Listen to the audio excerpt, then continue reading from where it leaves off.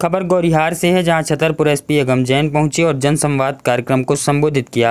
SP अगम जैन ने अपने संबोधन में प्रमुख रूप से नई पीढ़ी की युवाओं और बच्चों की शिक्षा और उन्हें सही रास्ते पर ले जाने की बात कही।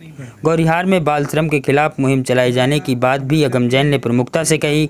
14 वर्ष से कम उम्र के बच्चे जो ई रिक्शा चला रहे हैं और मजदूरी कर रहे हैं, इस पर सख्ती बरत कर रोक लगाए जाने के निर्देश दिए। एसपी अगम जैन ने कहा कि आज की नई पीढ़ी के बच्चों को अपराध से दूर रखना, तकनीकी से जुड़े चीज़ों का सही उपयोग कराने और ज़्यादा से ज़्यादा उन्हें शिक्षित बनाने के मार्ग पर हम सबको जोर देना चाहिए, क्योंकि यही बच्चे आगे चलकर देश के भविष्य के निर्माता बनेंगे। गौरिहार से जनता वाणी के लिए महेंद्र तिवारी की रिपोर्ट।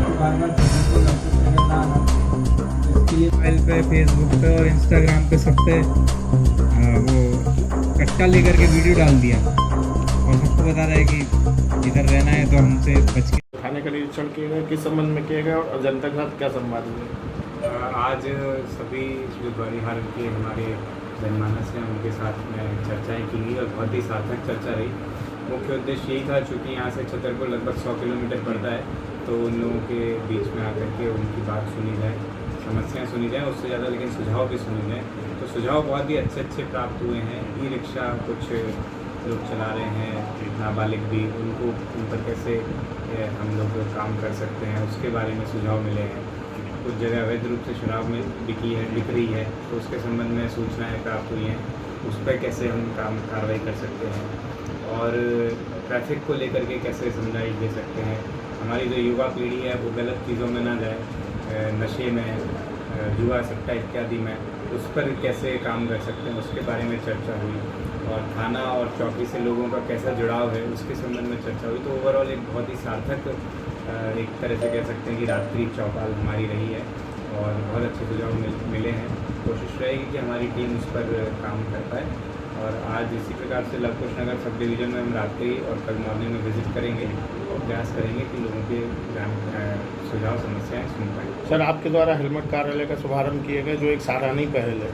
इसके साथ साथ सर, हाईवे में अभी भी बहुत सारी मात्रा में देखने को मिलता है कि लोग हेलमेट का प्रयोग नहीं कर रहे हैं। इसके लेकर क्या आगे आपके द्वारा कार्रवाई की जाएगी? ये बात सही है कि हमारे द्वारा लगातार जन जागरूकता अभियान चलाने के बावजूद भी कुछ लोग उसका सड़क सुरक्षा के नियमों का पालन नहीं करते हैं।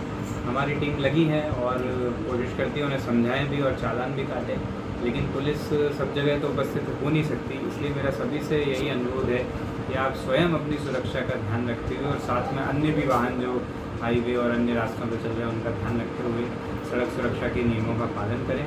उसके माध्यम से हम और हमारा परिवार तो सुरक्षित रहेगा ही, लेकिन अन्य लोग भी सुरक्षित रूप से रास्तों पर ट्रैवल कर पाएंगे। सर, जिले में आपने जिस दिन से ज्वाइन किया उस दिन से आप नशा मुक्त अभियान को लेकर बराबर पहल कर रहे हैं। इसके बाद भी इस अनुविभाग में गाँव और सारा पड़ोसीदारी, जिसका आज आपके सामने जनता ने भी बोला, किस तरह के आगे कार्रवाई की जाएंगी सर? इसके संबंध में सभी को निर्देश दिए गए हैं कि जैसे ही सूचना मिलती है तो उसके संबंध में उस पर्टिकुलर गांव में जाकर उस व्यक्ति जो कि अवैध रूप से शराब बेच रहा है उस पर कार्रवाई की जाएगी।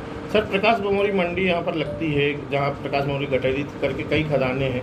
ऐसे में सर, गांव के बीच से जो ट्रक चलते हैं सर, वो यहाँ बहुत सारी मात्रा में एक तो बगैर नंबर प्लेट के ट्रक दौड़ते हैं, साथ ही ओवरलोडिंग जो है वो खुले में चलती है। किसी भी तरह के अगर पत्थर गिरते हैं तो कोई भी बड़ी घटना पूर्व में हुई है और हो सकती है सर। इसको लेकर सर क्या प्रयास किए जाएंगे? ये समस्या अभी पहली बार आपने मुझे अवगत कराई है।